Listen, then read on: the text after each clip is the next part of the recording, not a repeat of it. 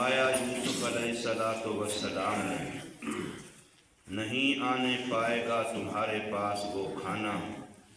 जिसका तुम रिस्क दिए जाते हो रोज़ाना, मगर बतला दूंगा मैं तुम दोनों को ख्वाब की ताबीर इससे पहले कि आने पाए तुम्हारे पास वो खाना। ये ख्वाबों की ताबीर का इल्म उन चीज़ों में से है जो सिखला दिया है मुझे मेरे रब ने। बेशक मैं छोड़ दिया मैंने ऐसे लोगों के दीन को जो अल्लाह पर ईमान नहीं रखते और वो आखिरत का इनकार करने वाले हैं, और पैरवी की मैंने अपने आबाओ अजदाद के दीन की,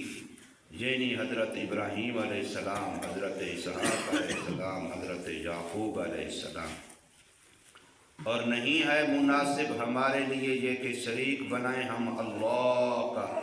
किसी भी चीज़ को। ये अल्लाह के फजल में से है हम पर और तमाम लोगों पर, और लेकिन अक्सर लोग शुक्र नहीं करते। सूरह यूसुफ की आयत नंबर 37 और 38 ये दो आप हजरात के सामने पढ़ी और तर्जमा किया है। देखिए हज़रत यूसुफ अलैहिस्सलाम का वाक़या, जिसको रब्बे कायनात ने खूबसूरत वाक़या इरशाद फरमाया है, अहसनल क़सस इरशाद फरमाया है। ये एक नौजवान बच्चे का वाक़या है। तो हम जो इस वक्त नौजवान बच्चों को देखते हैं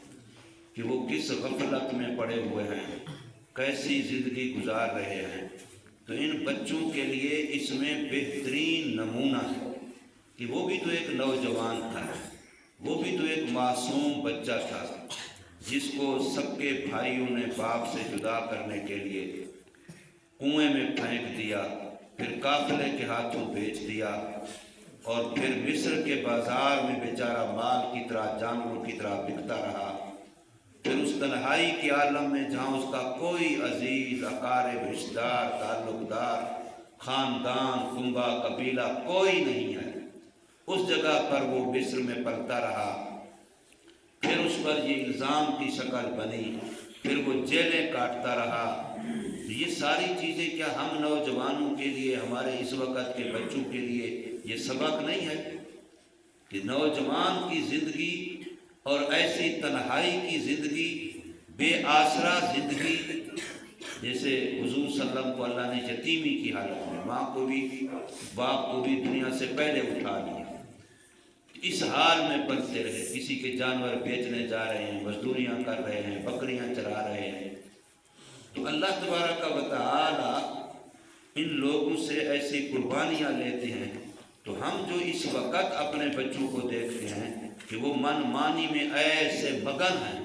कि हर माँ बाप तकरीबन इस बात का शिकवा कर रहे हैं कि बच्चे बात नहीं मानते, बच्चे अपनी मर्जी करते, बच्चे अपनी मर्जी करते। तकरीबन आप किसी भी माँ बाप, किसी भी घर को जरा खोल दें, किसी भी बाप को जरा बात कर लें, उससे आपको समझ आएगी हर बाप बेचारा अपनी औलाद के बारे में शाकी है। ये बात कोई मामूली नहीं है, ये इस वक्त का बहुत बड़ा फितना है, इस ज़माने का बहुत बड़ा फितना है। कल हम एक साथी के साथ पास गए, ये डंडेवाल गाँव है पेंसर के साथ, वहाँ 5 बेटे हैं। कहता है एक भी मेरी बात मानने को तैयार नहीं, एक भी मेरी बात सुनने को तैयार नहीं। हालांकि बाप हाजी है, नमाजी है, इस वक्त बेचारा माजूर की तरह बीमार है, बूढ़ा है, लेकिन वो इस बेचारा रो रहा है कि कोई औलाद में से 5 बेटों में से एक मेरी बात सुनने वाला नहीं। कोई इधर को चला जाता है, कोई उधर को चला जाता है, जैसे मालूम होता है कि मेरे की औलाद है ही नहीं। ये कितनी बड़ी दुख भरी बात है, कितनी बड़ी हमारे लिए सोचने की बात है। और हमारा नौजवान बच्चा पता नहीं वो इसी को अपनी कामयाबी समझता है कि जितना मैं अपनी मनमानी कर लूँ, जितना मैं अपनी मर्जी कर लूँ, खाना हो अपनी मर्जी का, पहनना हो अपनी मर्जी का, वक्त हो अपनी मर्जी का, मोबाइल हो अपनी मर्जी का, मसरूफियात हो अपनी मर्जी की, दोस्त यार बनाऊँ अपनी मर्जी के, उठक बैठक करूँ अपनी मर्जी की, सोना जागना करूँ अपनी मर्जी का। کوئی یہ نہیں ہے کہ میرے بڑے بھی ہیں جنہوں نے مجھے پالا پولا، میں تو ایسے ماں کے پیٹ سے جوان پیدا ہوا تھا، ماں کے پیٹ سے میں ایسے دوڑتا بھاگتا پیدا ہوا تھا۔ کتنی عجیب بات ہے۔ یہ جو واقعات قرآن مجید کے اندر ایسے ہیں، یہ ہماری عبرت کے لیے ہے، یہ ہماری نصیحت کے لیے ہے، یہ ہمارے سوچنے کے لیے ہے کہ وہ بھی تو ایک نوجوان ہے، اب اس وقت جیل میں پڑا ہوا ہے، لیکن اس سے دو بندے جو اپنا خواب بیان کر رہے ہیں، خواب کی تعبیر چاہ رہے ہیں، اس کی طرف مانوس ہو رہے ہیں، اس کی تعریف کر رہے ہیں کہ تو نیک آدمی ہے، ہم تجھے نیک آدمی سمجھ کے تو اسے خواب پوچھ رہے ہیں، تو وہ خواب بتانے سے پہلے ان کے ایمان کی فکر کرتا ہے، ان کو خواب کا جواب بعد میں دیتا ہے، وعدہ کر لیتا ہے کہ تمہارا آنے والا جو کھانا ہے اس سے پہلے میں تمہیں جواب دوں گا، مطمئن رہو، پریشان نہ ہو، تمہارے خوابوں کی تعبیر کا علم مجھے ہے، میں بتاتا ہوں، لیکن پہلے یہ کہ تمہارے ایمان کی مجھے فکر ہے کہ تم شرک پر نہ مر جاؤ، تم کفر پر نہ مر جاؤ۔ کیا ہمیں بھی اتنی فکر ہے؟ چلو دوسروں کی نہ صحیح، اپنی ہے، ان کو تو اس کو جو دوسروں کی فکر تھی، وہ دوسروں کے ایمان کے لیے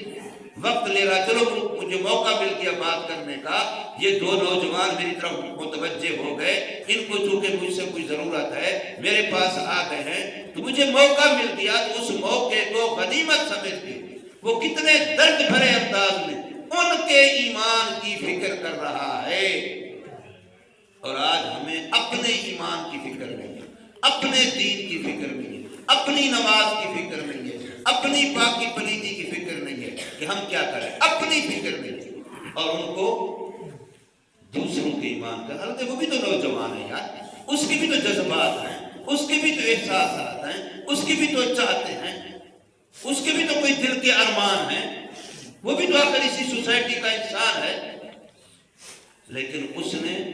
اللہ تعالیٰ کے ساتھ ایسا تعلق قائم کیا ہوا ہے کہ یہ بھی انسان ہے، یہ بھی انسان ہے، اس کا بھی ایمان بچ جائے، اس کا بھی ایمان بچ جائے، وہ دوسروں کے ایمان کی اتنی فکر رکھتا ہے۔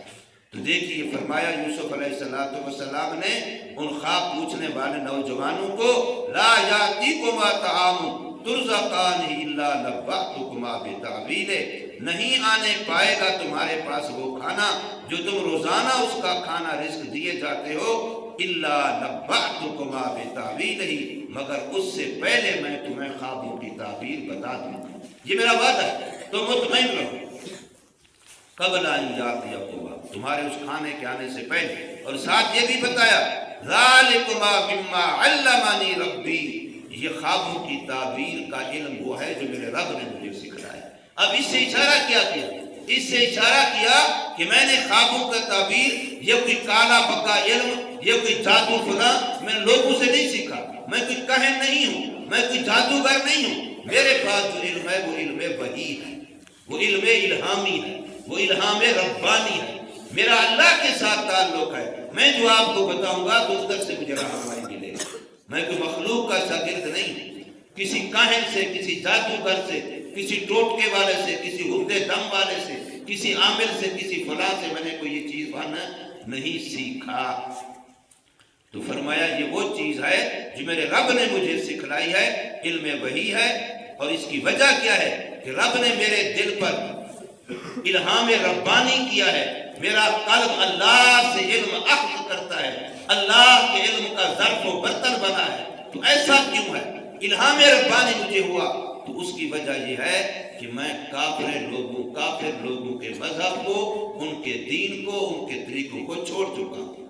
اس کی وجہ یہ ہے کہ میں اللہ کا بن چکا ہوں، اس لیے اللہ کی طرف سے میرے دل پر الہام ہوتا ہے۔ انی ترکت ملت قوم لا یؤمنون باللہ وہم بالآخرۃ ہم کافرون، بے شک میں نے چھوڑ دیا ہے دین مذہب ان لوگوں کا جو اللہ پر ایمان نہیں رکھتے اور وہ آخرت کا انکار کرتے ہیں، ایسے لوگوں کے مذہب کو میں نے چھوڑ دیا، ان کا دین میں نے چھوڑ دیا، میرا ان کے دین سے کوئی واسطہ، یہ کالے جادو والے، یہ کاہن، یہ بابے، یہ فلاں فلاں، یہ سنیاسی، یہ فلاں جو بیٹھے، یہ سارے اپنے ایمان سے بھی محروم ہیں اور دوسروں کے ایمانوں کے بھی ڈاکو بنے بیٹھے ہیں۔ اور پتہ نہیں کیا کچھ، تیرا یہ ہو جائے گا، تیرا وہ ہو جائے گا، اور تو مجھے 200 دے جو، تو مجھے 400، خود 200-400 کا محتاج ہے اور ان کے کروڑوں کے کام کر دیتا ہے۔ تو اگر کروڑوں کے کام کر دیتا ہے، اتنا بڑا عامل تھا، تو خود تو تم سے 200-400 کا محتاج نہ ہوتا نا، پھر تو اس کی جیب میں تو پیسے بڑے ہوتے، وہ خود تو فیکٹریوں کا مالک ہوتا، اس کو کیا ضرورت پڑی تھی؟ وہ تو بیچارہ بورڈ لگا کے بیٹھا ہے کہ آج تو یہ تمہارا کام ہو جائے گا، یہ ہو جائے گا، وہ ہو جائے گا، ادھر بورڈ لگا کے بیٹھے 200-400 کے لیے گاہک تاڑ رہا ہے، کون آتا ہے، کون پھنستا ہے، میری شام صبح کی روٹی بنے، وہ خود اپنے بچوں کی روٹی اسی کے لیے کما رہا ہے، اور تمہیں وہ کروڑوں کے پتہ نہیں کہاں سے تمہیں فائدے دے رہا ہے۔ کتنا ہماری مت ماری گئی ہے کہ ہم ان بیچاروں کے پیچھے جا کے اپنے ایمان کا بھی نقصان کرتے ہیں، مال کا بھی نقصان کرتے ہیں۔ تو فرمایا کہ یہ میرا رب مجھے سکھلاتا ہے، اور اس کی وجہ یہ ہے کہ میں کفر کو چھوڑ چکا ہوں، میرا کافروں کے ساتھ کوئی تعلق دین مذہب کا نہیں ہے۔ وَاتَّبَعْتُ مِلَّةَ آبائی، اور میں اپنے آباء و اجداد حضرت ابراہیم علیہ السلام، حضرت اسحاق علیہ السلام، حضرت یعقوب علیہ السلام، جو مستقل انبیاء کا سلسلہ ہے، میں ان کے راستے پہ ہوں، میں ان کا طریقہ پکڑ چکا ہوں، میں ان کے طریقے کو اختیار کر چکا ہوں۔ اس وجہ سے اللہ نے علم وحی کا الہام و القاء میرے قلب پر، میرے دل پر کیا ہے۔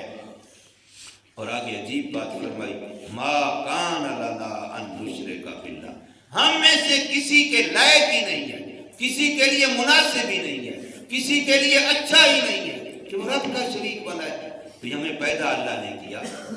ہماری موت و حیات اسی کے قبضے میں، ہماری عزت و ذلت اسی کے قبضے میں، ہماری صحت و بیماری کا مالک وہی ہے، ہمیں جو وجود ملا ہے، اولاد ملی ہے، ہمیں جو رزق ملتا ہے، ہم جو سانس لیتے ہیں، ہم جو آنکھ سے دیکھتے ہیں، ہم جو زبان سے بولتے ہیں، ہم کانوں سے سنتے ہیں، ہم ہاتھوں سے کماتے ہیں، ہم پاؤں سے چلتے ہیں، کہ اللہ کے بغیر کوئی ہے جس نے ہمیں یہ نعمتیں دی، یا ان نعمتوں میں اس کا کوئی حصہ ہے؟ کوئی اللہ کے بغیر کوئی نہیں ہے۔ تو پھر اللہ کا بھائیوال کسی کو کیوں بنائے، اللہ کا سانجھی کسی کو کیوں بنائے؟ پھر وہ وحدہ لا شریک لہ ہے، قل هو اللہ احد اللہ الصمد۔ پھر یہی اللہ کی تعلیم ہے۔ تو فرمایا ما کان لنا، نہیں ہے مناسب، نہیں ہے شیان شان ہمارے، ان نشرک باللہ من شیء، کہ ہم اللہ کا سانجھی شریک بنائیں کسی بھی چیز کو، ذالک من فضل اللہ علیہ، جس کو اللہ یہ توحید والی بات دے دے، یہ اللہ کا فضل ہے اس پر۔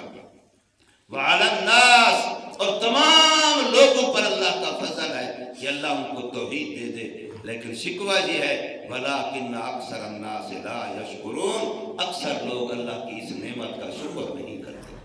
اس نعمت کی قدر نہیں کرتے کہ ہمارا خالق ایک ہے، ہمارا مالک ایک ہے، ہمارا رازق ایک ہے، عزت اسی کے قبضے میں ہے، ذلت اسی کے قبضے میں ہے، امیری اسی کے قبضے میں ہے، غریبی اسی کے قبضے میں ہے، صحت کا فیصلہ وہاں سے ہوتا ہے، بیماریوں کا معاملہ وہاں سے ہوتا ہے، اللہ ہی کے ہاتھ میں ہمارے پورا سسٹم ہے جو اسی کے قبضہ قدرت میں ہے۔ تو پھر ہمیں اسی اللہ کا ہر وقت شکر کرنا چاہیے، اور اس کا احسان ماننا چاہیے، اور اس کی نعمتوں کی قدردانی کرنی چاہیے۔ اللہ تبارک و تعالی ہم سب کو سمجھ نصیب فرمائے، عمل کی توفیق دے۔